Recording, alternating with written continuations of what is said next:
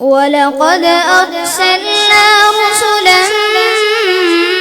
من قبلك وجعلنا لهم أزواجا وذرية وما كان لرسول أن يأتي بآية إلا بإذن الله لكل أجل